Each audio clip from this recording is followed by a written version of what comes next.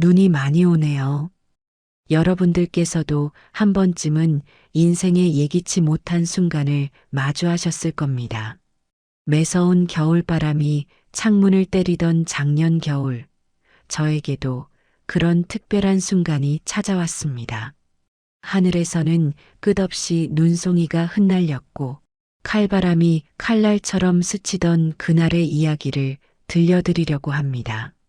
12월의 어느 날, 전날부터 내린 눈이 도로를 하얗게 덮어버렸습니다. 저는 조카의 결혼식이 있어서 아침 일찍 준비를 해야 했어요. 평소에도 잠이 없어 늘 걱정이었는데 그날은 더 심했습니다. 이불 속에서 뒤척이고 또 뒤척였어요. 밤 10시부터 잠자리에 들었지만 새벽 3시까지도 잠이 오지 않았습니다. 지나가는 차 소리, 바람 소리, 심지어 눈 내리는 소리까지 다 들리는 것 같았어요. 그러다 겨우 새벽 3시가 되어서야 잠이 들었습니다. 알람은 6시 30분으로 맞춰 놓았어요. 아들과 약속한 시간이 7시였거든요. 그런데 그만 알람 소리를 듣지 못했습니다. 잠에서 깨어나 시계를 봤더니 6시 50분이었어요. 어머나, 큰일 났네. 가슴이 철렁 내려앉았습니다. 부랴부랴 침대에서 일어나 옷장으로 달려갔어요. 전날 밤에 다림질에서 준비해둔 옷을 꺼냈습니다. 머리는 대충 빗질만 하고 화장도 제대로 못했어요. 시계는 어느새 6시 55분을 가리키고 있었습니다. 현관문을 열자 찬바람이 훅 하고 들어왔어요. 도로는 온통 하얀 눈으로 뒤덮여 있었습니다. 평소 같았으면 10분이면 갈 거리인데 차들이 거북이처럼 기어가고 있었어요. 걱정되는 마음에 핸드폰으로 아들에게 전화를 걸었습니다. 동배야, 엄마가 지금 출발했어. 엄마, 7시라고 했잖아요. 왜 이제 출발해요? 아들의 목소리에는 짜증이 가득했어요. 미안해. 엄마가 잠이 안 와서. 알았어요. 그냥 빨리 와요. 전화를 끊고 나니 마음이 더 조급해졌습니다. 타이밍이 좋게 버스가 바로 왔습니다. 하지만 도로 사정이 너무 안 좋았습니다. 신호등 하나를 지나는데도 10분이 넘게 걸렸어요. 앞차와 뒷차 사이의 간격이 점점 좁아졌습니다. 중간중간 미끄러운 길 때문에 사고가 난 차들도 보였어요. 다시 한번 아들에게 전화가 왔습니다. 엄마, 아직도 멀었어요? 결혼식 늦겠어요. 동배야, 엄마가 최대한 빨리 가고 있어. 에휴, 진작 일찍 출발하지. 눈은 계속해서 내리고 있었고 도로는 더욱 미끄러워졌습니다. 결국 평소 10분 거리를 40분이나 걸려서 도착했어요. 아들 집 앞에 도착하자마자 현관문이 벌컥 열렸습니다. 동배는 현관문을 벌컥 열자마자 얼굴이 불그락푸르락 했습니다. 평소에도 꽤 급한 성격이었지만 그날은 정말 심했어요. 엄마, 도대체 이게 뭐 하는 짓이에요? 아들의 목소리에는 화가 가득했습니다. 저는 현관 앞에 서서 아들의 눈도 제대로 쳐다보지 못했어요. 미안해, 동배야. 엄마가. 미안하다고요? 지금이 몇 시인 줄 알아요? 동배는 팔짱을 끼고 저를 노려보았습니다. 평소 같았으면 한 소리하고 넘어갔을 텐데 그날은 달랐어요. 결혼식이 1시에 시작하는데 제 시간에 절대 못 가요. 그러게 빨리 가자니까 이렇게 늦게 출발하면 어떡해요? 동배의 얼굴이 점점 더 붉어졌습니다. 이 눈길에 도대체 언제 도착할 것 같아요? 저는 그저 미안하다는 말만 반복했어요. 동배야, 엄마가 잠이 안 와서. 또 그 핑계예요? 매번 그 핑계만 대면서 아들은 한숨을 크게 내쉬었습니다. 빨리 차에 타요. 이러다가 결혼식도 못 가겠네. 동배의 차에 올라타자마자 무거운 침묵이 흘렀어요. 차 안의 공기는 얼음장같이 차가웠습니다. 제가 앉은 조수석의 히터도 꺼져 있었어요. 동배는 운전대를 꽉 잡은 채 시동을 걸었습니다. 거칠게 기어를 넣는 소리가 들렸어요. 평소 같았으면 안전벨트 매라고 말해주던 아들인데 그날은 그런 말도 없었습니다. 차가 출발하고 나서도 한동안 아무 말이 없었어요. 제가 조심스럽게 입을 열었습니다. 동배야, 엄마가 정말 미안해. 아침에 일어나 보니까 벌써 시간이. 엄마, 그만해요. 동배의 말투는 차갑기만 했어요. 매번 이러실 거면서 약속은 왜 하시는 거예요? 저는 또다시 말문이 막혔습니다. 창밖으로는 눈이 더욱 거세게 내리고 있었어요. 도로 위의 차들은 거북이 걸음으로 움직이고 있었습니다. 동배는 가끔씩 핸들을 두드리며 짜증을 냈어요. 에휴, 이러다가 정말 결혼식 끝나고 도착하겠어요. 그때 제 핸드폰이 울렸습니다. 조카였어요. 고모, 어디쯤이세요? 눈이 많이 와서 차가 막히네. 얼마 못 갔어. 네. 아직도 멀었다고요? 조카의 목소리에도 실망감이 묻어났습니다. 동배는 그 소리를 듣자 한숨을 더 크게 내쉬었어요. 창피하게 만들고 저는 전화를 서둘러 끊었습니다. 차 안의 공기는 점점 더 무거워졌어요. 도로는 여전히 꽉 막혀 있었고 우리는 거의 전진하지 못하고 있었습니다. 동배는 계속해서 시계만 바라보았어요. 그의 얼굴에는 초조함이 가득했습니다. 엄마, 이제 어떡할 거예요? 저는 대답할 말을 찾지 못했어요. 고속도로에 진입하자마자 상황은 더욱 심각해졌어요. 앞에는 온통 하얀 눈뿐이었고 차들이 제대로 움직이지 못하고 있었습니다. 고속도로는 완전히 주차장이 되어버렸어요. 하늘에서는 눈이 더욱 거세게 내리고 있었습니다. 아, 진짜 미치겠네. 동배가 운전대를 세게 내리쳤어요. 1시간이 지났는데도 10km도 가지 못했습니다. 뒤에서는 경적 소리가 끊임없이 들려왔어요. 이러다가 정말 결혼식에 못 가는 거 아니에요? 동배의 목소리에는 초조함이 가득했습니다. 저는 말없이 창밖만 바라보았어요.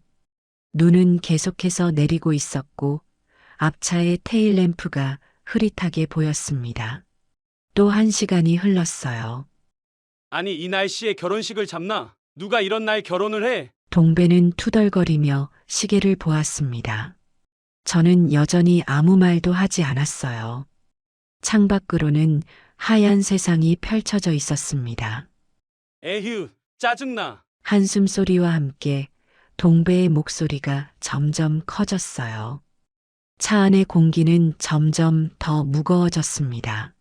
저는 가방에서 물티슈를 꺼내 김이 서린 창문을 닦았어요. 밖에는 제설 작업 차량이 지나가고 있었습니다. 하지만 눈은 계속해서 쌓여만 갔어요. 앞차와의 간격이 점점 좁아졌습니다. 아니, 저 앞에 차들은 대체 왜 저러고 있는 거야? 동배가 갑자기 앞을 가리켰어요. 보니까 차 세 대가 서로 부딪힌 것 같았습니다. 에휴, 이러니까 더 막히지. 동배의 목소리가 떨렸어요.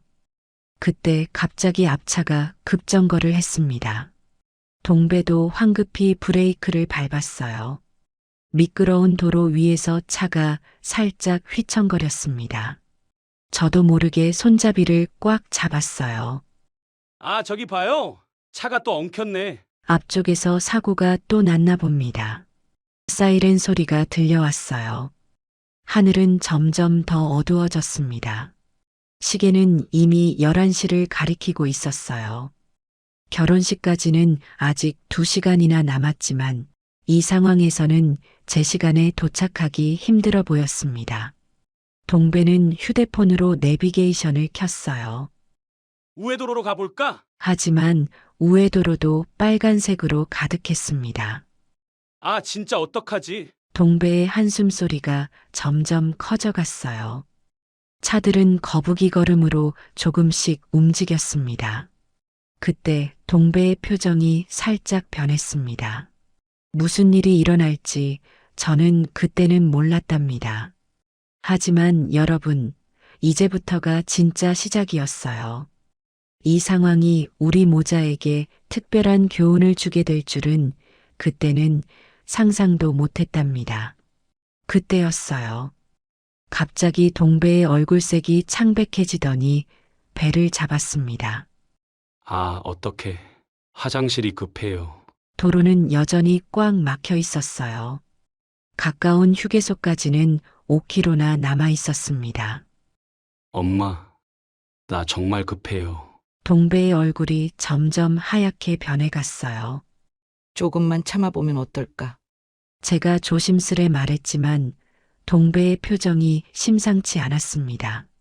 갑자기 뿡 하는 소리가 들렸어요. 아, 동배가 당황한 듯 고개를 숙였습니다. 차 안에 묘한 냄새가 퍼지기 시작했어요. 저는 얼른 창문을 조금 열었습니다. 엄마, 창문 닫아요. 추워요. 하지만 다시 뿡 하는 소리가 났어요. 동배의 얼굴이 이제는 빨개지기 시작했습니다. 운전석에서 계속 꿈틀거리는 모습이 보였어요. 휴게소가 도대체 왜 이렇게 멀어? 동배가 안절부절 못하며 내비게이션을 보았습니다. 또다시 뿡뿡 소리가 연달아 났어요. 이제는 참기가 힘든 모양이었습니다. 아, 진짜 못 참겠어요. 동배는 운전대를 꽉 잡은 채 몸을 비틀었어요. 차 안의 공기는 점점 무거워져 갔습니다. 저는 다시 한번 창문을 살짝 열었어요. 엄마, 추운데 왜 자꾸 창문을 열어요? 동배가 짜증스러운 목소리로 말했습니다. 하지만 그 순간에도 뿡 하는 소리와 함께 냄새가 퍼졌어요. 아, 진짜 어떡하지? 동배의 얼굴은 이제 완전히 붉어졌습니다. 운전석에서 계속해서 몸을 비틀었어요. 앞차와의 간격이 조금씩 벌어지자 뒤에서 경적 소리가 났습니다. 동배는 간신히 차를 앞으로 움직였어요. 하지만 그의 얼굴은 점점 더 창백해져 갔습니다. 엄마, 나 진짜 못 참겠어요. 이제는 목소리마저 떨리기 시작했어요. 내비게이션은 여전히 4km가 남았다고 표시하고 있었습니다. 동배는 계속해서 몸을 비틀었어요. 방구 소리는 점점 더 커져갔습니다. 차 안의 공기는 이제 아무도 참을 수 없는 지경이 되었어요. 저는 조용히 마스크를 꺼내 썼습니다. 동배는 그걸 보고 더욱 당황한 듯 했어요. 엄마, 그러지 마요. 하지만 말끝과 함께 또다시 뿡뿡 소리가 이어졌습니다. 여러분, 그때의 상황을 어떻게 설명해야 할지 모르겠네요. 동배의 그 고통스러운 표정이 아직도 눈에 서네요. 하지만 이것은 시작에 불과했답니다. 더 큰 사건이 우리를 기다리고 있었거든요. 휴게소까지 1km 남았을 때였어요. 동배의 얼굴은 이제 완전히 창백해져 있었습니다. 식은 땀이 이마에 맺혀 있었어요. 차들은 여전히 거북이 걸음으로 움직이고 있었습니다. 동배는 몸을 계속 비틀었어요. 갑자기 동배가 안전벨트를 풀기 시작했습니다. 차는 눈길에 멈춰선 채였어요. 뒤에는 수십 대의 차들이 줄지어 서 있었습니다. 경적 소리가 간간히 들려오고 있었어요. 동배는 주변은 아랑곳하지 않았습니다. 그대로 차 문을 열었어요. 찬바람이 차 안으로 훅 들어왔습니다. 동배야, 조금만 참으며. 제 말이 채 끝나기도 전에 동배는 차에서 내렸어요. 눈발이 세차게 휘날리고 있었습니다. 동배는 조수석 쪽으로 비틀거리며 걸어갔어요. 그리고는 그대로 쪼그려 앉았습니다. 뒷차들의 경적 소리가 요란하게 울려 퍼졌어요. 앞차들도 룸미러로 이쪽을 보고 있었습니다. 저기요, 뭐 하시는 거예요? 누군가 차 창문을 열고 소리를 질렀어요. 하지만 동배는 이미 볼일을 보기 시작했습니다. 눈보라 속에서 하얀 입김이 피어올랐어요. 차들의 경적 소리는 계속해서 울려 퍼졌습니다. 이제는 여러 차에서 창문을 열고 소리를 지르기 시작했어요. 아니, 거기서 뭐 하는 거예요? 빨리 차 빼세요. 저 사람 미쳤나 봐. 동배는 고개를 푹 숙인 채 볼일을 보고 있었습니다. 눈은 계속해서 쏟아지고 있었어요. 동배가 차로 돌아왔을 때 그의 얼굴은 새빨갛게 물들어 있었습니다. 부끄러움에 어쩔 줄 몰라 하는 모습이었어요. 떨리는 손으로 운전대를 잡았습니다. 손끝이 파르르 떨리는 게 보였어요. 주변 차들은 여전히 경적을 울리고 있었습니다. 빵빵 소리가 멈추지 않고 계속되었어요. 동배는 고개를 푹 숙인 채 자리에 앉았습니다. 마치 아무도 자신을 못 알아보길 바라는 것처럼요. 제가 그제서야 입을 열었습니다. 쌤통이다. 단 한마디였어요. 동배는 놀란 눈으로 저를 쳐다보았습니다. 눈이 동그랗게 커졌어요. 뭐라고요? 목소리가 떨렸습니다. 마치 자신의 귀를 의심하는 것 같았어요. 아들 이제 알겠지? 급한 일이 언제, 어떻게 생길지 몰라. 제 목소리는 단단했습니다. 동배는 아무 말도 하지 못했어요. 할 말을 잃은 듯 했습니다. 얼굴이 점점 더 붉어져 갔어요. 귓불까지 빨갛게 달아올랐습니다. 차는 다시 천천히 움직이기 시작했어요. 앞으로 조금씩 나아갔습니다. 눈은 여전히 하염없이 내리고 있었어요. 하늘에서는 끊임없이 눈송이가 떨어졌습니다. 침묵이 계속되었어요. 무거운 공기가 차 안을 가득 채웠습니다. 이제 동배는 더 이상 제게 짜증을 내지 못했어요. 아까의 그 거친 말투는 온데간데 없었습니다. 창밖으로 시선을 돌린 채 그저 조용히 있었어요. 마치 도망치고 싶은 듯한 모습이었습니다. 옆 차선으로 지나가는 차들이 우리를 힐끗거렸어요. 지나가는 운전자들의 시선이 느껴졌습니다. 동배의 귀는 여전히 새빨간 상태였어요. 마치 화상이라도 입은 것처럼 붉었습니다. 아까의 기세등등하던 모습은 온데간데 없었어요. 마치 다른 사람이 된 것 같았습니다. 차 안에는 묘한 정적이 흘렀어요. 숨소리조차 들리지 않을 만큼 조용했습니다. 휴게소가 보이기 시작했지만 동배는 들르지 않았어요. 그냥 지나쳐 버렸습니다. 아마도 아까 일 때문에 더 창피했나 봐요. 차를 세울 용기조차 나지 않았나 봅니다. 그렇게 우리는 계속 앞으로 나아갔어요. 한참을 말없이 달렸습니다. 침묵 속에서 시간이 흘러갔어요. 시계 초침 소리만 똑딱똑딱 들렸습니다. 결혼식장까지는 아직 멀었지만 더 이상 서두르는 기색은 보이지 않았어요. 마음의 급함이 사라진 듯 했습니다. 동배의 운전은 한결 차분해졌어요. 과속도 하지 않고 천천히 운전했습니다. 때때로 힐끗 제 쪽을 보았지만 말을 꺼내지는 못했어요. 눈치를 보는 것이 역력했습니다. 그저 자신의 실수를 되새기는 듯 했어요. 깊은 생각에 잠긴 표정이었습니다. 무언가를 깨달은 듯한 모습이었어요. 더 이상 짜증을 내지도 불평하지도 않았습니다. 가끔 한숨만 깊이 내쉬었어요. 그 한숨에는 후회와 반성이 묻어 있는 것 같았습니다. 차 안의 공기는 점점 부드러워졌어요. 결혼식장에 도착했을 때는 이미 오후 4시가 넘어 있었어요. 겨울해가 서서히 기울기 시작하던 시간이었습니다. 주차장에는 몇 대의 차만 남아 있었어요. 텅 빈 주차장이 왠지 쓸쓸해 보였습니다. 하늘에서는 여전히 눈이 내리고 있었어요. 하얀 눈송이들이 춤추듯 떨어지고 있었습니다.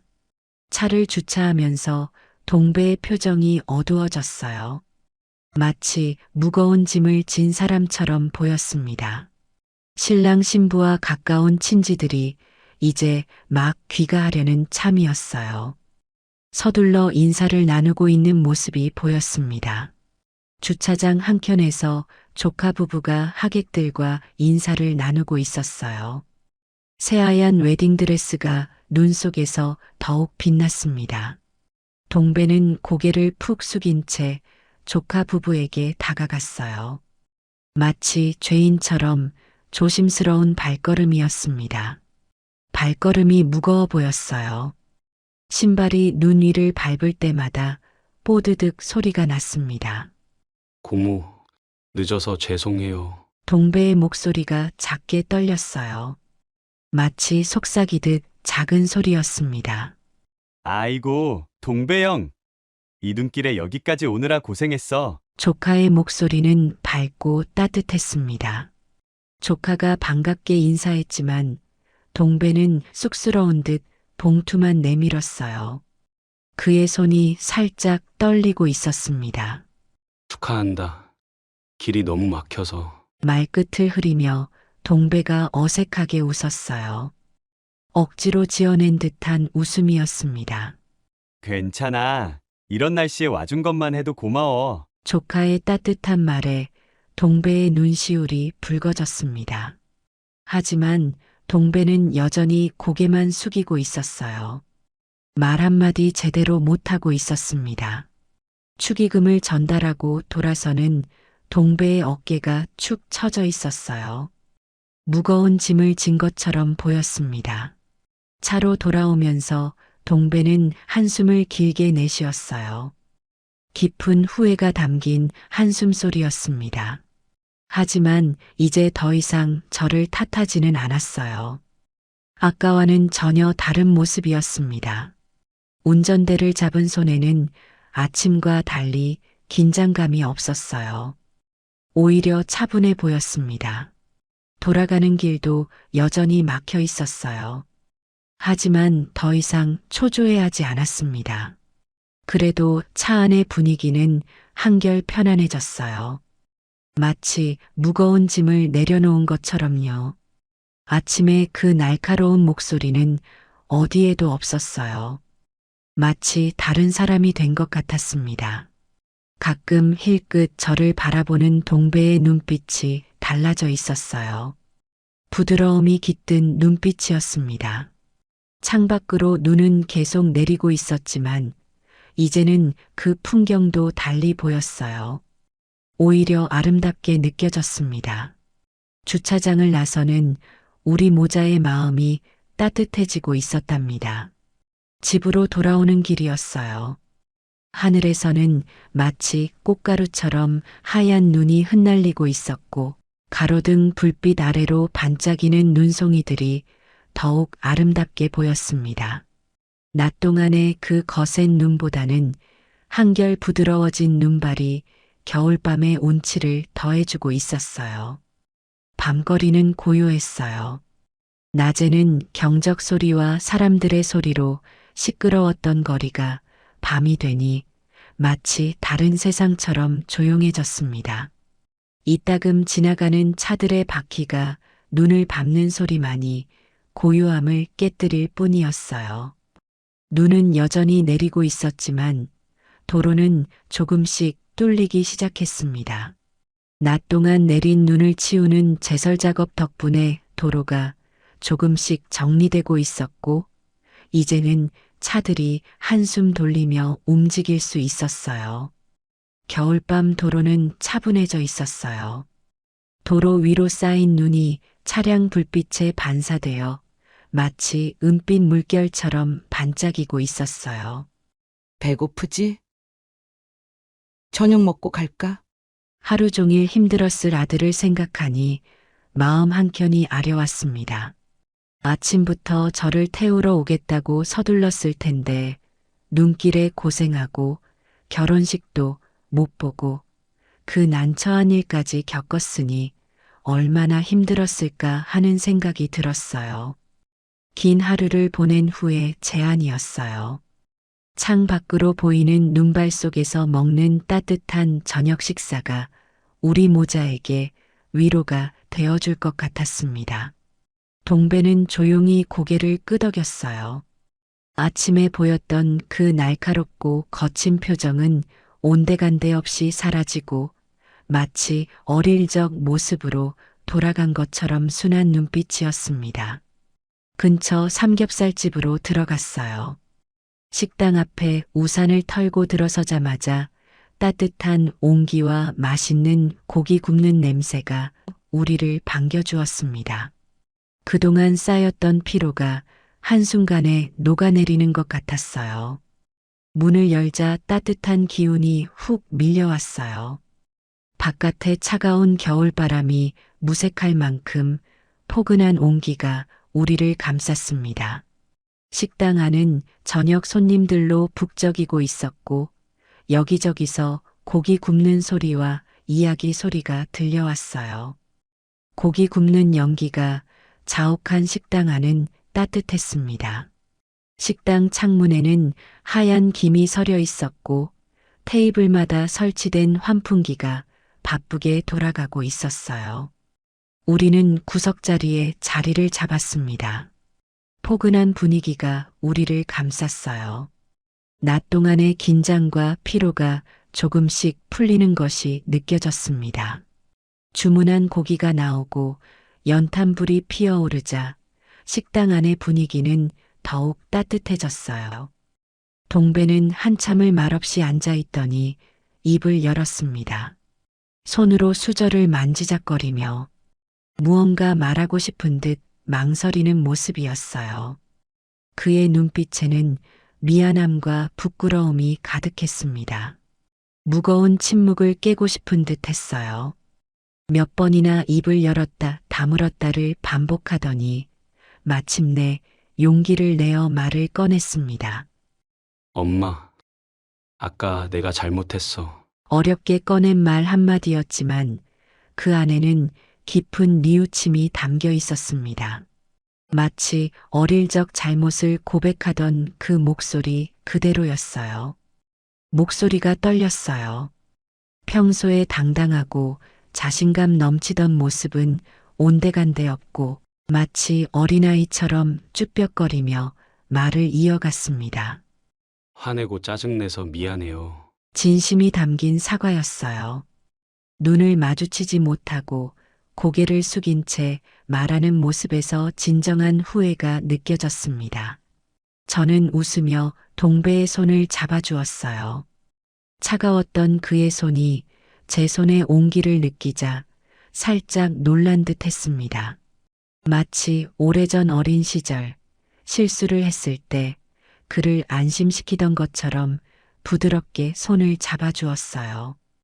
따뜻한 온기가 전해졌어요. 그 손이 살짝 떨리고 있었어요. 긴장한 듯한 떨림이었고 여전히 부끄러움이 가득한 모습이었습니다. 괜찮아. 엄마도 늦어서 미안해. 서로를 이해하는 순간이었어요. 이제는 아침에 그 날카로웠던 감정들이 모두 눈 녹듯이 사라지고 따뜻한 이해만이 남아 있었습니다. 동배의 눈시울이 붉어졌어요. 강한 척하던 40살 아들의 눈가에 맺힌 눈물이 반짝였습니다. 감정이 북받친 듯 했어요. 아니에요. 내가 너무했어요. 더욱 깊이 고개를 숙이며 말했습니다. 어깨가 살짝 떨리는 것이 보였어요. 고기를 구우면서 우리는 그날 있었던 일을 이야기했습니다.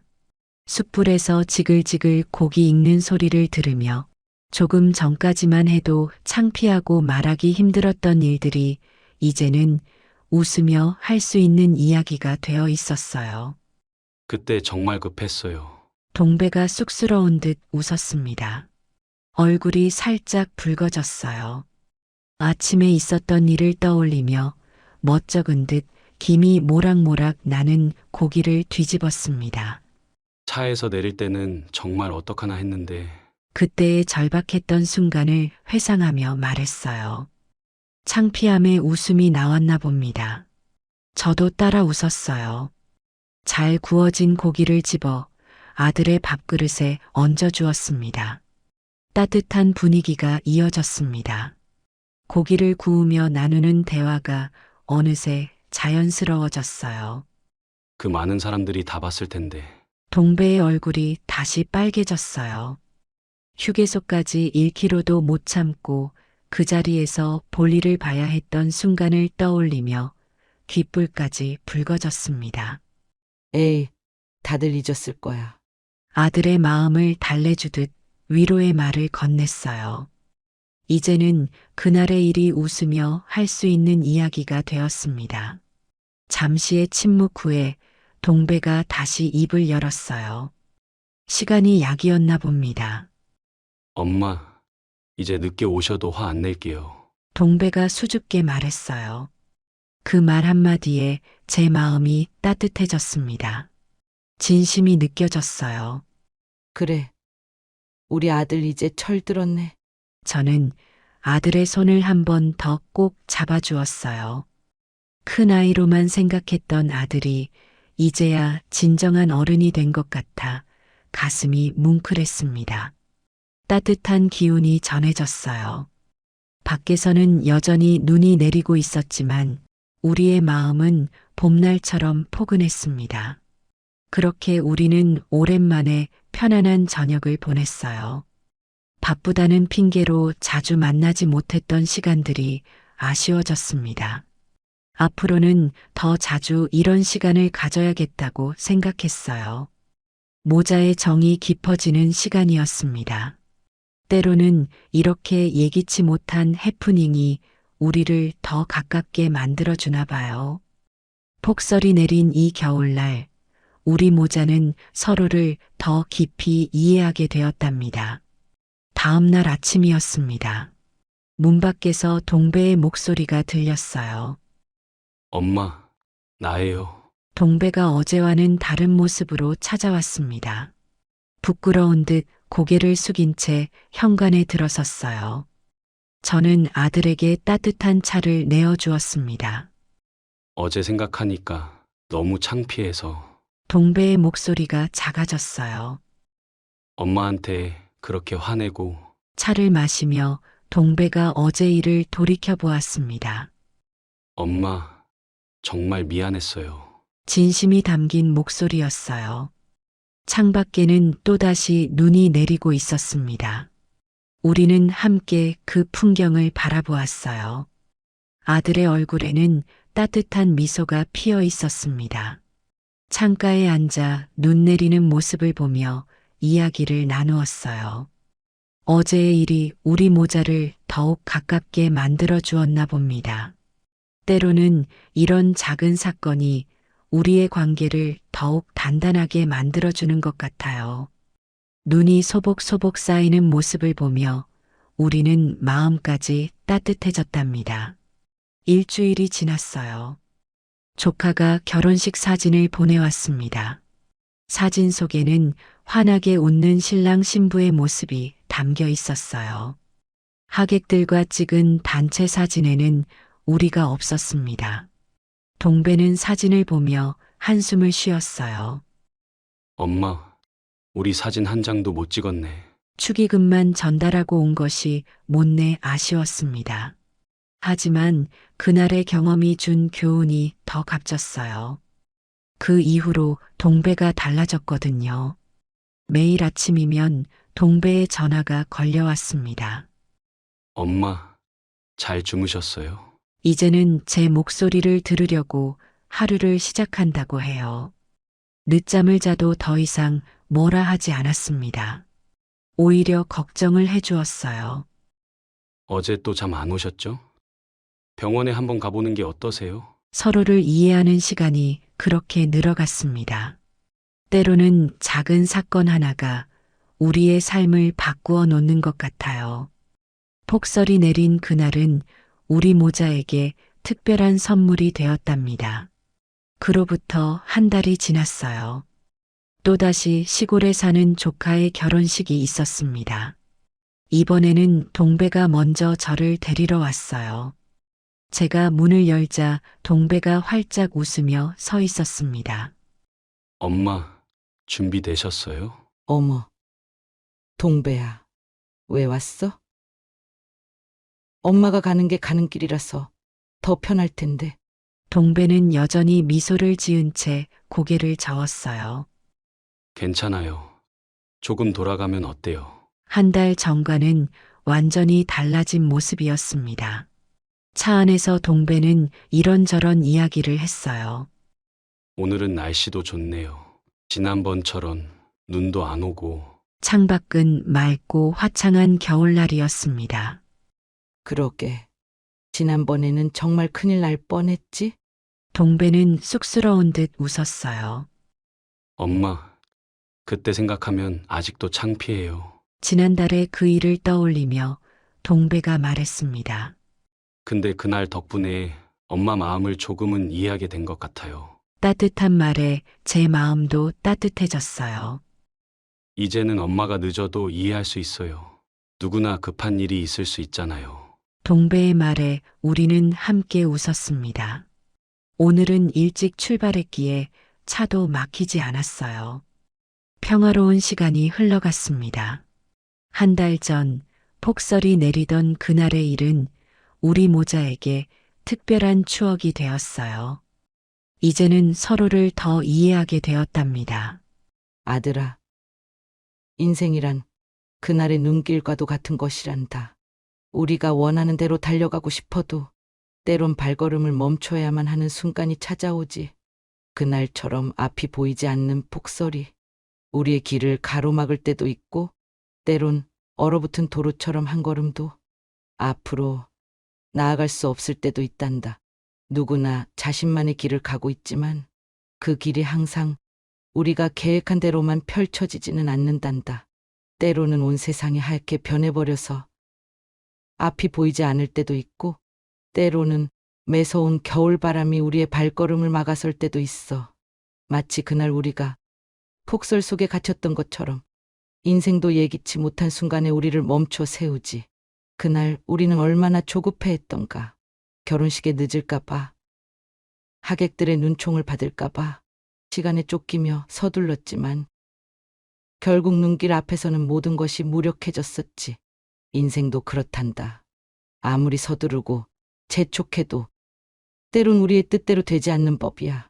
그럴 때마다 조바심 내며 발만 동동 굴렀던 우리의 모습이 떠오르는구나.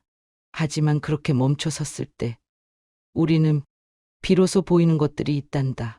그날 우리가 꼼짝없이 갇혀있던 그 시간이 오히려 서로를 이해하게 된 소중한 순간이 되었던 것처럼, 앞만 보고 달려갈 때는 볼 수 없었던 것들, 놓치고 있던 것들을 비로소 발견하게 되는 거야.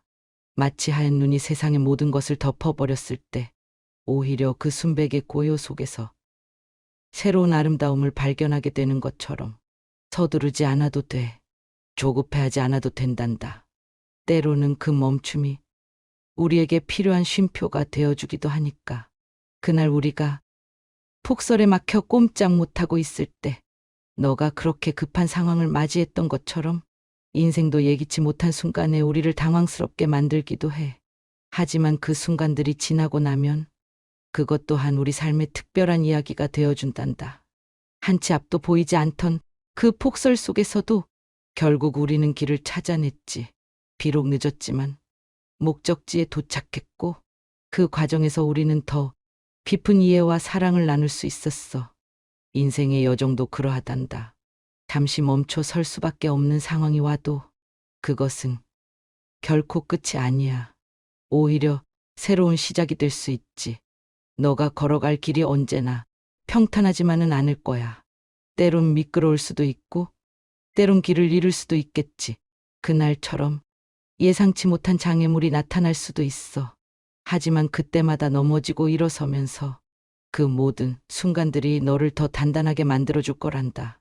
그날의 폭설이 우리 사이를 더 돈독하게 만들어준 것처럼 폭설이 모든 것을 새하얗게 덮어버린 그날, 우리는 불평했지만 그것이 우리에게 소중한 가르침을 주었듯이 삶의 어려움도 결국엔 우리를 성장시키는 스승이 된단다. 깊은 숲속에 새겨진 발자국처럼 우리가 걸어온 흔적은 다음에 오는 이들에게 이정표가 되어줄 거야. 너가 겪은 시행착오와 때다름이 언젠가 누군가에게 도움이 될 수 있단다. 산마루에 걸린 구름이 서서히 걷히듯 힘든 시간도 반드시 지나가게 되어 있어. 그 과정에서 우리는 더 넓은 시야와 깊은 통찰을 얻게 되지. 첫눈이 내린 새벽길을 걷는 설렘처럼 새로운 도전 앞에서는 두려움 대신 기대를 가져보렴. 아무도 가보지 않은 길이기에 더욱 특별한 의미가 있는 법이야. 깊은 겨울 속에서도 봄을 준비하는 나무들처럼 지금 당장은 힘들어도 미래를 향한 희망을 잃지 않는 게 중요해. 모든 계절이 그러하듯 우리의 삶도 끊임없이 변화하며 성장하니까. 차가운 눈 속에서도 꽃을 피우는 매화처럼 역경 속에서도 자신만의 아름다움을 잃지 않는 사람이 되어주렴. 그것이 바로 진정한 인생의 의미란다. 제가 올해 75살이 되었습니다. 분당의 한 아파트 단지에서 아들 가족과 함께 살고 있답니다. 높은 아파트 숲 사이로 단풍이 조금씩 물들어가는 걸 보면 세월이 참 빠르다는 생각이 듭니다. 우리 아들 경수는 판교에 있는 IT 회사의 부장입니다. 매일 아침 일찍 출근해서 밤늦게 들어오는 아들을 보면 안쓰럽지만 그래도 회사에서 인정받고 승진도 하니 대견하지요. 어릴 때부터 공부도 잘하고 착했던 아들이 이제는 어엿한 가장이 되어 가족을 책임지고 있습니다. 며느리는 근처에서 부동산 중개사무소를 운영하고 있습니다. 시장이 안 좋다고들 하지만 며느리는 열심히 일해서 꽤 성공했다고 소문이 났더군요. 아침마다 화장도 곱게 하고 정장 차려입고 나가는 며느리를 보면 참 듬직합니다.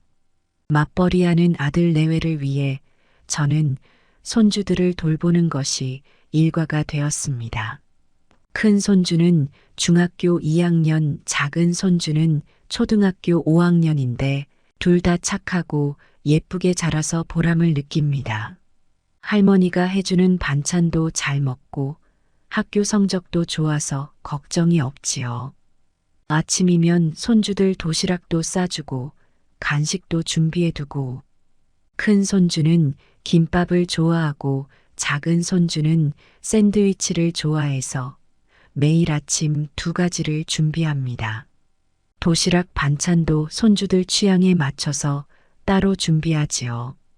학교에 보내고 나면 집안 청소도 하고 빨래도 하고 저녁거리도 미리 생각해두고 마트에 가서 장도 보고 김치가 떨어지면 김치도 담그고 그렇게 바쁘게 지내다 보면 어느새 아이들이 학원에서 돌아올 시간이 됩니다. 그날도 평소와 다름없는 하루였습니다. 아침에 일어나 손주들 도시락을 싸고 등교하는 아이들을 배웅했지요.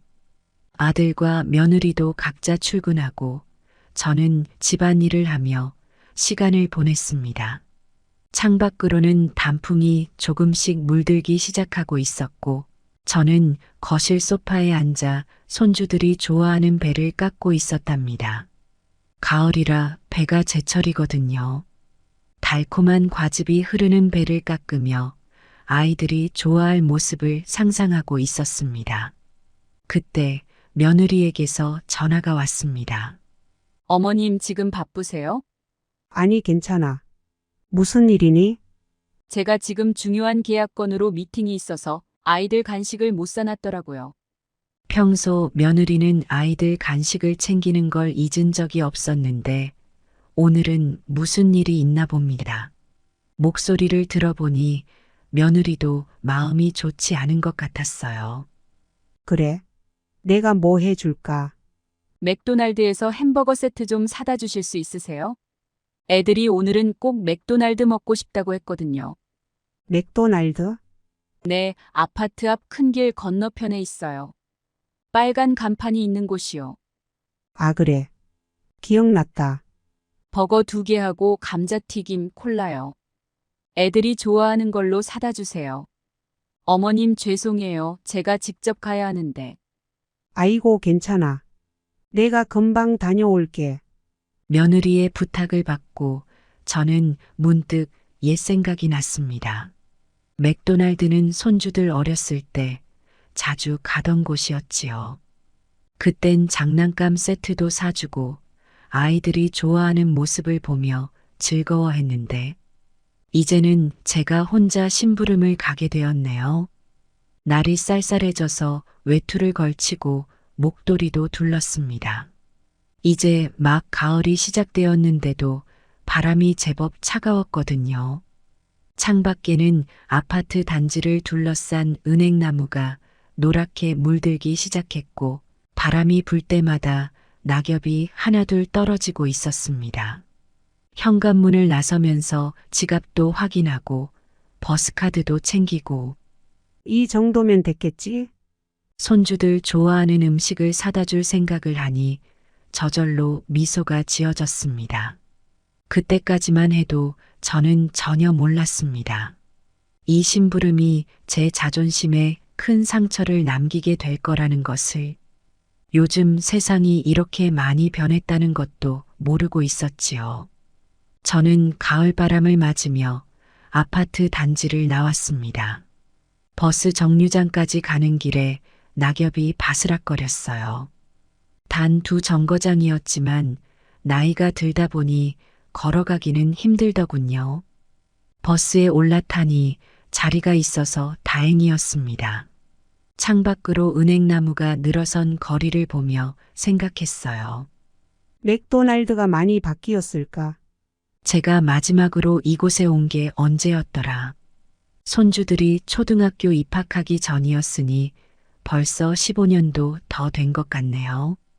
그때는 카운터에서 젊은 직원들이 주문을 받았었는데 버스에서 내려 큰 길을 건너니 빨간 간판이 보였습니다. 문을 열고 들어서는 순간 깜짝 놀랐어요.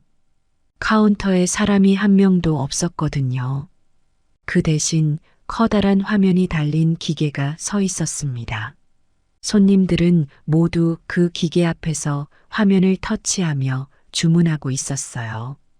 중학생으로 보이는 아이들은 깔깔거리며 화면을 쓱쓱 누르더니 금방 주문을 마치고 영수증을 들고 가버렸습니다.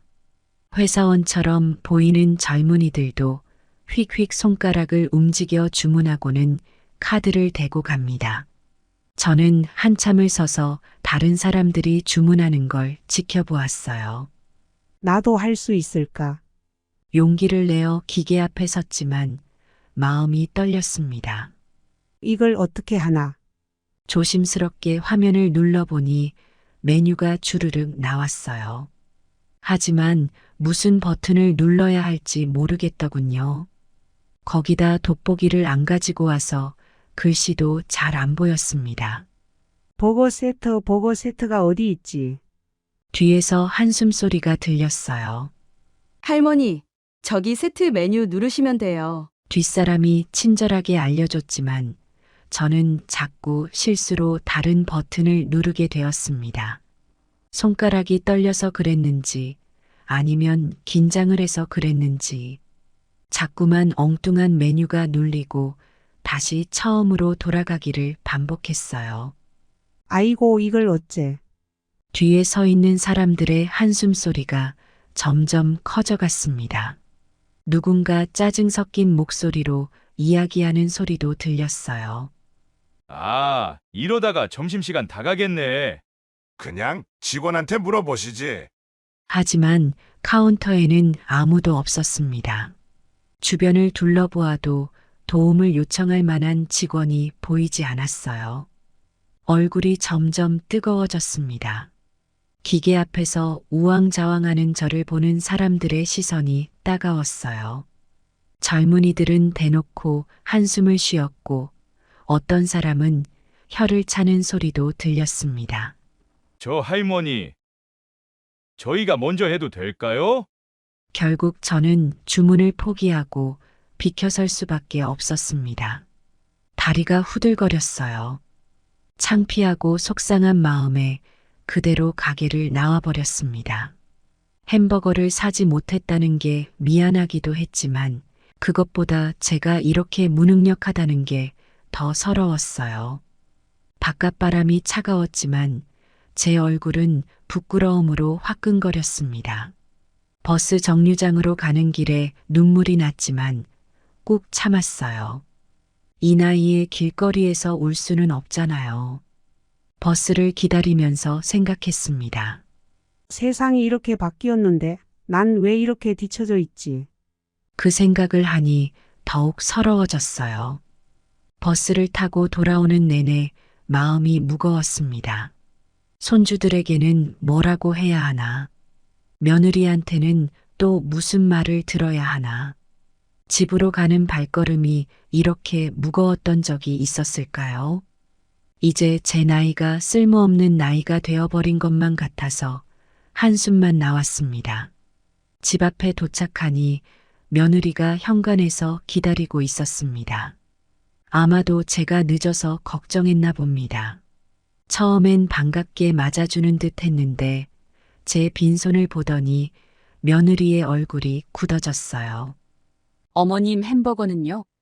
목소리에서 이미 실망감이 묻어났습니다. 아이고 그게. 말을 하기가 힘들어 고개를 숙였어요. 설마 못 사오신 거예요? 기계로만 주문을 해야 하는데. 며느리는 한숨을 크게 내쉬더니 제 얼굴을 실망스럽게 쳐다보았습니다. 어머님, 요즘은 초등학생도 다 하는 건데 이러시면 어떡해요? 키오스크 주문이 뭐가 그렇게 어려우세요?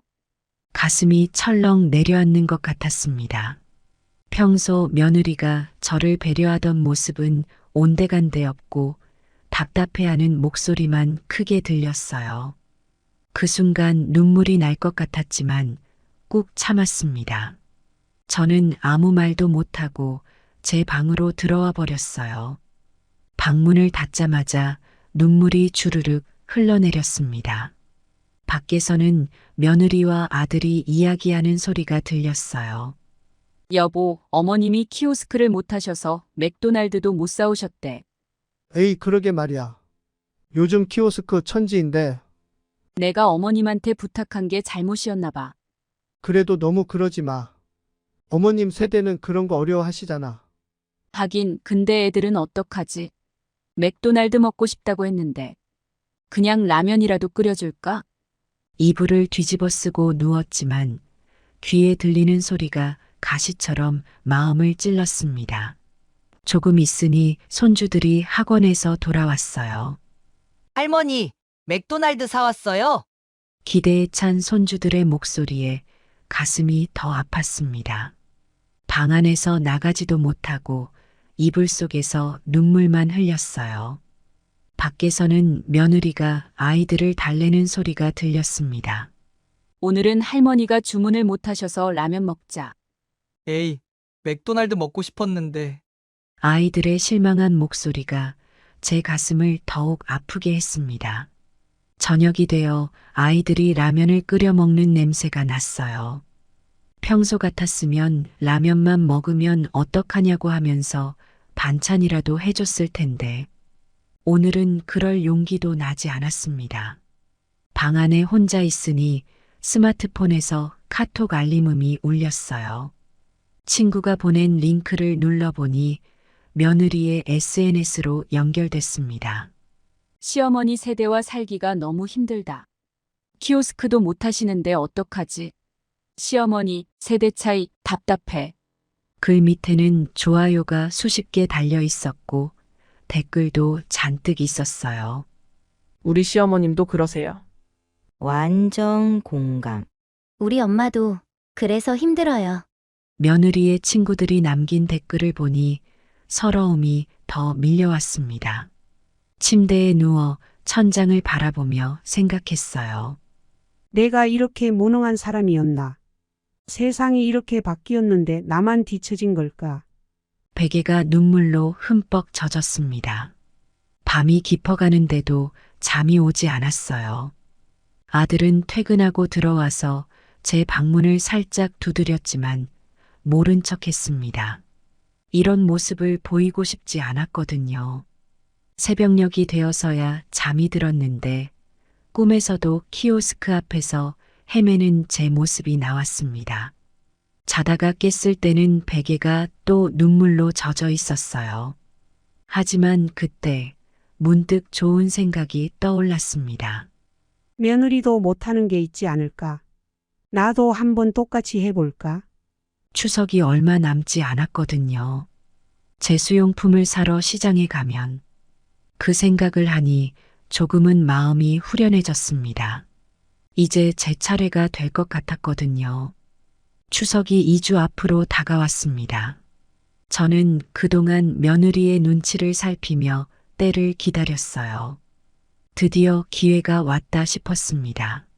저녁 식사 시간, 아들 경수가 퇴근하고 돌아왔습니다. 경수야, 네, 어머니. 올해는 제수용품을 며느리가 직접 장보게 하고 싶어. 아들이 깜짝 놀란 표정을 지었습니다. 어머니 집사람이 그런 걸 어떻게 해요? 제가 매년 하던 일이라 아들도 걱정이 되나 봅니다. 하지만 전 단호했습니다. 왜 못해? 이런 것도 다 해봐야지. 며느리가 제 말에 움찔했어요. 지난번 맥도날드에서 했던 자기 말이 떠올랐나 봅니다. 아들이 며느리를 걱정스럽게 쳐다보며 말했습니다. 그래도 어머니가 가시는 게 아니야. 올해는 며느리가 해봐. 제 수용품 목록을 내밀며 말했습니다. 여기 다 적어놨으니까 이대로만 사오면 돼. 이제 제 차례였으니까요. 제가 얼마나 당황스러웠는지 며느리도 알게 될 거라고 생각했습니다. 다음 날 아침 며느리가 제 방을 찾아왔습니다. 제 수용품 목록을 들고 있었어요. 어머님, 제가 오늘 마트에 다녀올게요. 며느리의 표정이 자신만만해 보였습니다. 이 정도야 뭐 시장이 뭐가 어려워요? 마트 가서 사오면 되죠. 제가 키오스크 앞에서 당황하던 날처럼 며느리는 너무나 쉽게 생각하고 있었어요. 저는 천천히 고개를 저었습니다. 아니야, 재래시장 가서 사와야 해. 네. 재래시장이요? 그래. 제수용품은 시장에서 사야 제맛이지. 순간 며느리의 얼굴에서 혈색이 싹 가셨어요. 어머님, 마트에서 사면 안 될까요? 품질도 좋고. 안 돼. 시장에 가야 해. 며느리는 제 얼굴을 살피며 말을 이었습니다. 시장은 잘 모르는데. 제가 기다리던 말이 나왔네요. 괜찮아. 젊은 사람들도 다 하는 거잖아. 며느리의 얼굴이 붉어졌습니다. 자기가 했던 말이 그대로 돌아온 거죠. 어머님, 너가 지난번에 그랬잖아. 요즘은 다들 한다고. 며느리는 입술을 깨물었어요. 시장 어디로 가야 하나요? 땡땡 시장으로 가면 돼. 거기가 제일 물건이 좋아. 혹시 어느 가게가 좋은지. 저는 또 고개를 저었습니다. 그건 너가 알아서 찾아봐. 요즘 젊은 사람들은 눈썰미도 좋고 스마트폰으로 뭐든 다 찾을 수 있잖아. 며느리는 한숨을 쉬었어요. 알겠습니다. 시장으로 나서는 며느리의 뒷모습이 영 자신 없어 보였습니다. 평소에 자신만만한 모습은 어디로 갔는지 손에 든 명품 가방 대신 시장 바구니를 들고 있으니 어색해 보이기까지 했어요. 어머님, 전화해도 될까요? 안 돼. 너가 알아서 해. 현관문이 닫히고 저는 창밖으로 며느리가 나가는 모습을 지켜보았습니다. 하이힐을 신은 채 시장 바구니를 들고 가는 뒷모습이 영 어울리지 않았어요. 이제 알게 되겠지. 세상에는 마트에서 살 수 없는 것들이 있다는 걸. 시장에는 눈으로 보고 손으로 만지고 흥정도 해야 하는 물건들이 있다는 걸. 며느리는 평소 마트에서 장을 보면서도 진열된 물건만 대충 고르고 가격표만 보고 사던 사람이었어요. 이제 시장 상인들과 이야기도 하고 눈도 맞추고 가격 흥정도 해야 할 텐데 저는 방으로 들어와 앉아서 기다렸습니다. 며느리가 어떤 표정으로 돌아올지 궁금했어요. 아마도 제가 키오스크 앞에서 당황하던 것처럼 시장에서 한참을 헤매고 있을 겁니다. 제 수용품을 제대로 골라올 수 있을까요? 생각만 해도 재미있어 웃음이 났습니다. 이제 제 차례니까요. 며느리는 땡땡 시장 입구에 도착했습니다. 깔끔한 정장 차림으로 시장에 온 며느리를 보고 사람들이 힐끗거렸어요. 구두 굽이 높아 걸음도 불편해 보였습니다. 입구부터 사람들이 밀리고 북적거렸어요. 이리저리 부딪히고 흙탕물도 튀고 생선 비린내도 나고 며느리는 얼굴을 찌푸리며 발걸음을 옮겼습니다. 저기 생선 가게가 어디죠? 지나가는 아주머니께 여쭤보았더니 손가락으로 안쪽을 가리키며 쭉 들어가면 있어.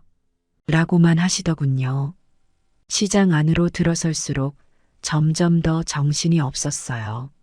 마른 오징어가 한 마리에 8,000원. 풋고추 한 근에 2,000원. 자, 떡 사가세요, 떡.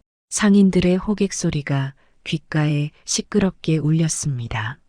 한참을 헤매다 괜찮아 보이는 생선 가게를 찾았습니다. 조기 있나요? 재수형이야. 네. 여기 있는 것들은 다 일반 조기야. 재수형은 저기 따로 있어. 며느리는 일반 조기를 집어들었어요. 이 정도면 되지 않을까요? 순간 생선 아저씨의 표정이 확 변했습니다. 아이고, 이런 작은 조기를 제사상에. 이런 걸 올리면 조상님들이 노하실 텐데. 주변 사람들이 또다시 수군거렸어요. 제사고 뭐고. 시어머님 속이 터지시겠네. 요즘 젊은 사람들은 예절도 모르나. 그럼 어떤 걸로요? 여기 이게 재수형이야. 쬐끔 비싸도 이걸로 가. 제사 지낼 때는 아껴 쓰면 안 돼.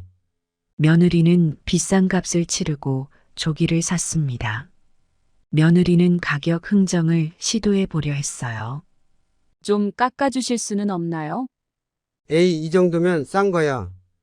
다른 데 가봐. 여기가 제일 싸다니까. 옆에서 장보던 아주머니가 혀를 찼습니다. 흥정도 그렇게 하는 게 아니지. 에이고, 요즘 젊은 것들은 흥정할 줄도 모르나. 시장에서는 이렇게 하는 게 아닌데. 며느리의 발걸음이 점점 무거워졌어요. 하이힐을 신은 발이 아파오기 시작했고 비싼 옷에는 시장 물기가 튀고 비린내가 배었습니다. 채소 가게로 가보니 거기도 만만치 않았어요. 무는 얼마예요? 2,000원. 비싸네요. 비싸다고. 장마에 무가 얼마나 귀한데 2,000원이면 싼 거야. 시장 물정도 모르고. 며느리는 또 흥정도 못하고 그냥 사야 했습니다. 상인들의 말투는 점점 더 퉁명스러워졌고 핀잔도 늘어갔어요. 이것도 모르고 제사 지내게? 요즘 젊은 것들은 이래서 시어머니 고생이시지. 저렇게 차려입고 와놓고는 이것도 모르나. 한마디 한마디가 가시처럼 며느리의 가슴을 찔렀습니다. 시장 한복판에서 며느리는 완전히 당황한 표정이었어요. 평소 백화점이나 마트에서 카드만 긁으면 되던 장보기와는 전혀 달랐습니다. 늘 당당하던 모습은 온데간데 없고 쪼그라든 어깨에 힘없는 발걸음만 남았어요. 이제야 조금 알겠지요? 값비싼 명품 가방과 하이힐을 신은 채로는 시장에서 제대로 된 장보기를 할 수 없다는 걸. 세상에는 돈만 있다고, 스마트폰만 있다고 해결되지 않는 일도 있다는 걸. 누군가를 함부로 판단하기 전에 그 사람의 입장도 한번 생각해 봐야 한다는 걸. 시장 바구니가 점점 무거워졌습니다. 한 손에는 제수용품이 가득 담긴 바구니를, 다른 손에는 스마트폰을 들고 있었어요. 제수용품 리스트를 검색해 보았지만 화면 속 정보는 실제 시장에서 아무 도움이 되지 않았습니다. 약과는 몇 개를 사야 하지? 산자는 어떤 모양으로 해야 하나? 다식은 무슨 맛으로 골라야 하지? 인터넷에는 설명이 너무 많아서 오히려 더 혼란스러웠어요. 과일 가게에서도 비슷한 일이 있었습니다. 배 좀 살게요. 몇 개 줄까? 제수용인데 몇 개가 좋을까요? 과일 아저씨가 기가 막혔다는 듯 말했습니다. 제사 지낼 거면 제수용 배는 따로 있어. 이건 일반 배고. 아이고, 요즘 젊은 사람들은. 다른 아줌마가 거들었어요. 예전에는 이런 걸 다 시어머니한테 배웠는데 요즘은 다들 편하게만 살려고 하니.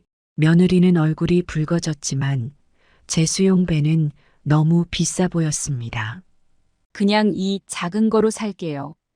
아이고, 내가 분명히 제수용은 따로 있다고 했는데. 괜찮아요. 그냥 이걸로 할게요. 과일 아저씨는 고개를 절레절레 저으며 작은 배를 봉투에 담아 주었습니다. 한 가게 돌 때마다 시장 바구니는 더욱 무거워졌어요. 명절 제수용품을 사러 온 다른 주부들은 익숙한 듯 이리저리 다니며 장을 보고 있었습니다. 배추값이 많이 올랐네. 올해는 도라지가 좋아. 이번에 산적값이 얼마래?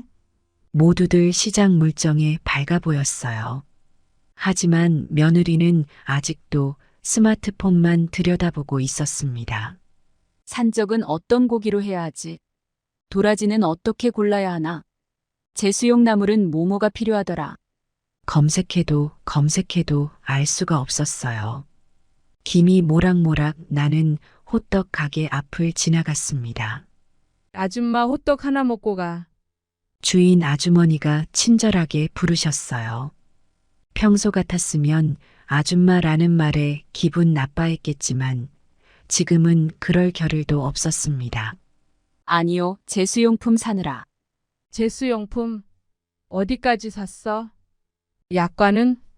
며느리는 그제야 깨달았습니다. 약과도 사야 한다는 걸. 하지만 어디서 사야 할지, 얼마나 사야 할지 알 수가 없었어요. 저기 약과는 어디서 파나요? 아이고, 요즘 젊은 사람들은 이것도 모르나? 저쪽 구석에 가면 있지. 시장 안에서도 깊숙한 곳을 가리키셨습니다. 이제 며느리의 발걸음이 완전히 늦춰졌어요. 하이힐은 발을 짓누르고 무거운 바구니는 팔을 아프게 했습니다. 그래도 포기할 수는 없었어요. 이대로 돌아가면 시어머니께 더 큰 핀잔을 들을 것 같았거든요. 시어머님은 이런 걸 매년 하셨구나.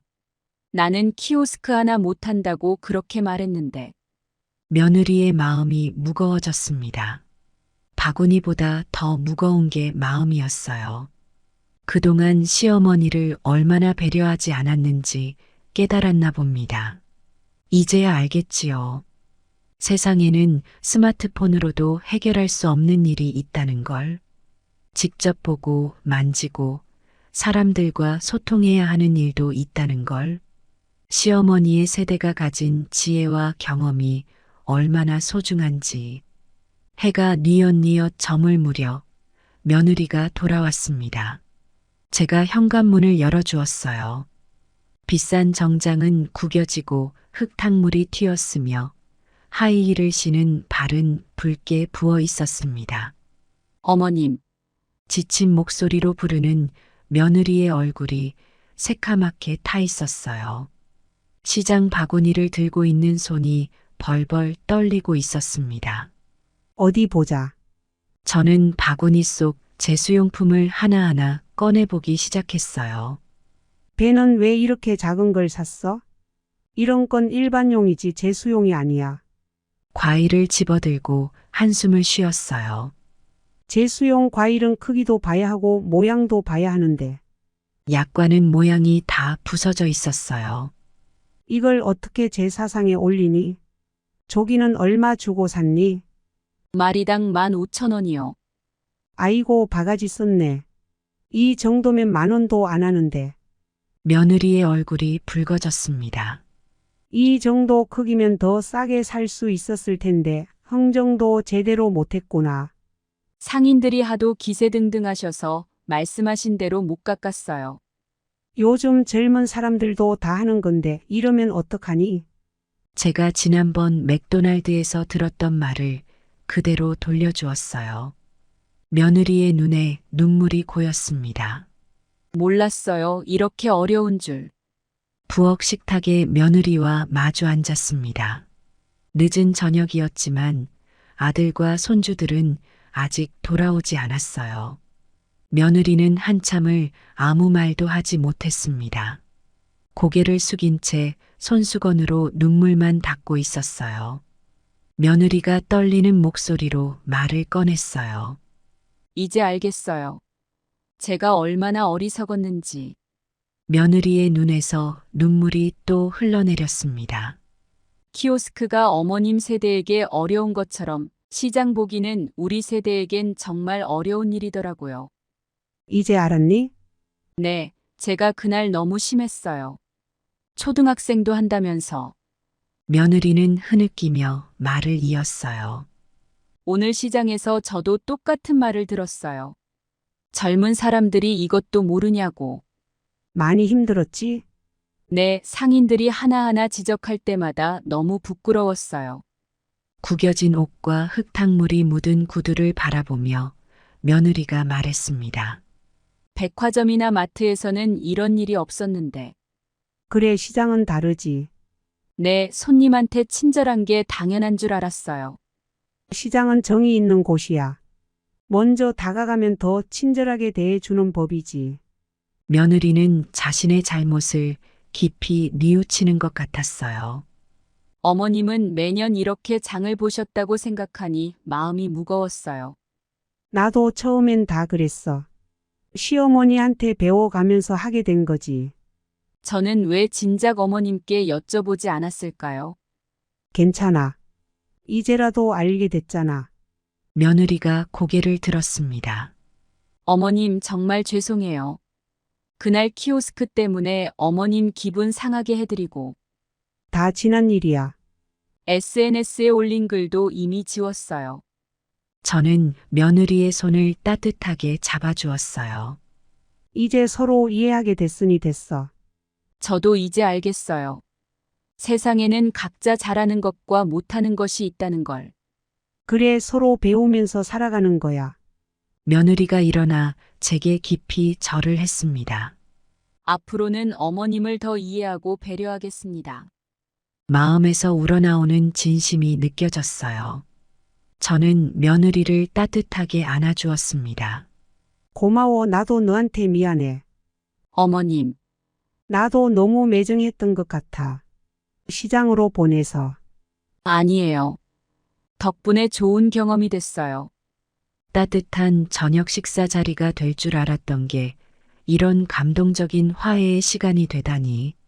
서로를 이해하게 되니 마음이 한결 가벼워졌습니다. 이제야 진정한 시어머니와 며느리가 된 것 같았어요. 내일은 같이 시장에 가서 장을 보자. 네, 어머님. 이번에는 제대로 배우고 싶어요. 그래. 나도 너한테 배울 게 많을 것 같아. 제가 어머님께 키오스크 사용법도 알려드릴게요. 며느리의 눈에서 흐르는 눈물이 이제는 기쁨의 눈물처럼 보였습니다. 서로 다름을 인정하고 이해하게 된 순간이었어요. 바깥에서 들리는 아이들의 웃음소리. 이제 우리 가족이 더 따뜻해질 것 같았습니다.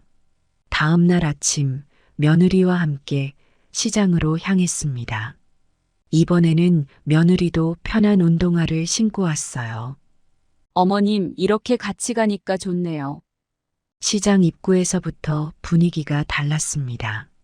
자, 이제 생선부터 시작하자. 단골 가게로 향했어요. 어머님 오셨어요. 그래. 우리 며느리랑 같이 왔어. 아이고 어제 왔던 며느님이시구먼. 어제는 제가 좀 심했나? 괜찮아요. 저야말로 아무것도 모르면서. 며느님이 이제 배우러 오셨다니까 오늘은 잘 설명해 드릴게요. 생선 아저씨의 태도가 완전히 달라졌어요. 자, 이쪽에 있는 게 재수용 조기예요. 이렇게 빛깔부터 다르죠? 아, 어제는 구분도 못했는데. 괜찮아요. 처음에는 다들 그래요. 며느리는 진지한 얼굴로 제 설명을 들었어요. 재수용 조기는 이렇게 비늘을 봐야 해. 비늘이 많이 붙어 있고 깨끗한 걸로 살을 만졌을 때 탄성이 있고 배가 노란색을 띠는 것이 좋아. 크기도 이 정도는 돼야 하고. 어제는 제가 다 비싸다고만 했는데 이제 보니 달라 보여요. 그렇지. 재수용은 좀 비싸도 좋은 걸로 골라야 해. 사다고 좋은 게 아니야. 과일 가게에서는 재수용배 고르는 법을 알려주었어요. 배는 밝고 선명한 황갈색을 띠고 탱글탱글 윤기가 나면서 동그란 것이 좋아. 며느리는 스마트폰을 꺼내더니 메모를 하기 시작했습니다. 어머님, 이렇게 하면 될까요? 그래. 잘하고 있어. 며느리는 이것저것 물어보면서 열심히 배웠습니다. 흥정하는 법도 알려주었어요. 물건을 살 때는 이렇게 해야 해. 처음부터 너무 많이 깎으면 안 돼. 아, 어제는 제가 너무 실수했네요. 괜찮아. 다들 처음엔 그래. 며느리는 제게도 새로운 걸 알려주었습니다. 어머님, 스마트폰으로 물가 비교도 할 수 있어요. 그게 뭔데? 이렇게 앱으로 검색하면 다른 시장 가격이랑 비교할 수 있거든요. 신기했어요. 아이고, 세상이 참 좋아졌구나. 시장 사람들도 우리 모습을 보며 흐뭇해했습니다. 시어머니랑 며느리가 참 보기 좋네. 요즘 세상에 저런 며느리가 어딨어. 어제하고는 완전히 다르구먼. 장보기를 마치고 돌아오는 길에 며느리가 말했어요. 어머님, 정말 감사해요. 오늘 많이 배웠어요. 나도 즐거웠어. 너가 알려준 것도 많고. 그 주말 며느리가 저를 맥도날드로 데리고 갔습니다. 어머님, 이번엔 제가 알려드릴게요. 입구에 들어서니 그 키오스크가 보였어요.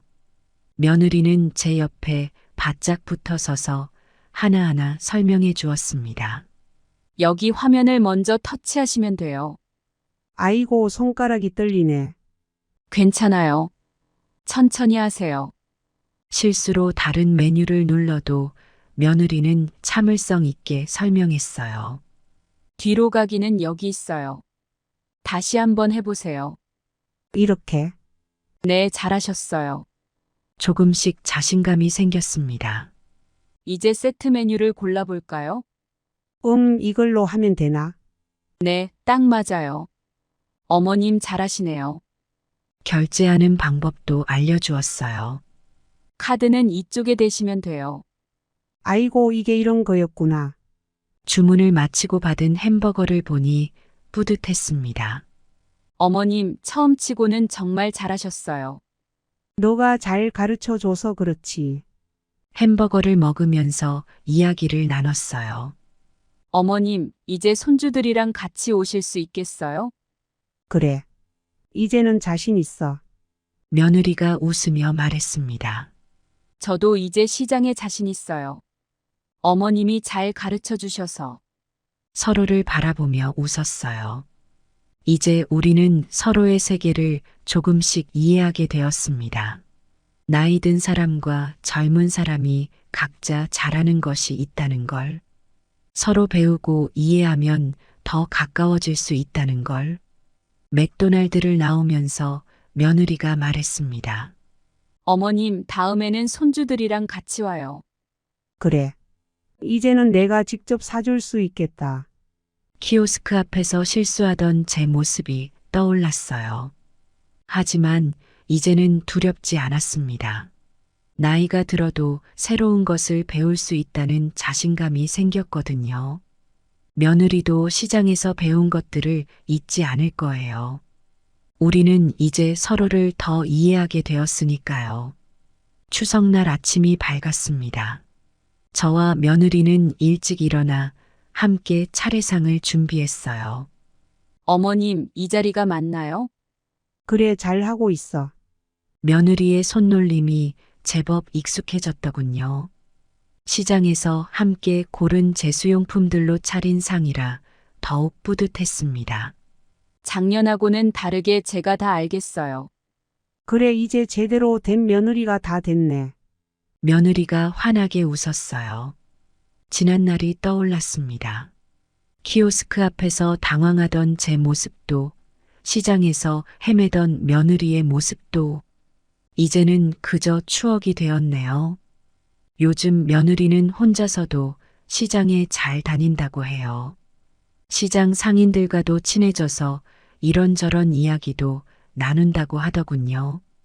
저도 손주들과 맥도날드에 가는 게 즐거워졌답니다. 할머니, 이제 키오스크 잘하시네요. 손주들이 제 모습을 보며 좋아해요. 세상은 참 많이 변했지만 서로를 이해하는 마음만 있다면 나이 든 사람도 젊은 사람도 모두 행복할 수 있다는 걸 알게 되었습니다. 아침 일찍 찾아온 아들이 차례상을 보더니 말했어요. 어머니, 올해 차례상이 더 특별해 보여요. 그래, 새아가가 직접 장 봐서 준비한 거야. 아들은 깜짝 놀란 표정을 지었습니다. 진짜요? 우리 마누라가? 며느리가 수줍게 웃었어요. 어머님이 가르쳐 주셔서 이제는 나도 할 수 있어. 차례를 지내고 나서 손주들이 배고프다고 했어요. 할머니, 주말에 맥도날드 가요. 그래, 할머니가 사줄게. 며느리가 제 손을 잡았습니다. 어머님, 우리 가족이 최고로 행복한 것 같아요. 눈시울이 붉어졌어요. 시장 골목의 흙탕물에 젖은 며느리의 하이힐. 키오스크 앞에서 떨리던 제 손가락. 우리는 각자의 자리에서 서툴고 부족했지만 그것이 오히려 서로를 이해하는 계기가 되었네요. 세대의 차이는 마치 깊은 강과 같아서 건너기 힘들어 보였습니다. 하지만 그 강을 건너기 위해 서로가 한 발짝씩 내딛다 보니 어느새 따뜻한 이해의 다리가 놓였더군요.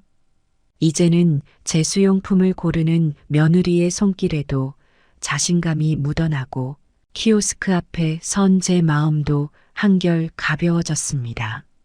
시장 안의 정다운 이야기들, 맥도날드의 새로운 주문 방식, 모든 것이 우리를 성장하게 만든 소중한 추억이 되었어요. 며느리의 세대가 가진 젊은 감각도, 우리 세대가 가진 전통의 지혜도 모두가 귀한 것이었다는 걸 이제야 깨달았습니다. 서로의 부족함을 탓하는 대신 채워주고 서로의 서툰 것을 나무라는 대신 감싸주니 우리 사이엔 더욱 깊은 정이 흘렀답니다. 이제 며느리와 저는 시장 골목을 함께 거닐고 패스트푸드점의 주문기 앞에 나란히 서서 서로의 삶에 대해 더 깊이 이야기하게 되었어요.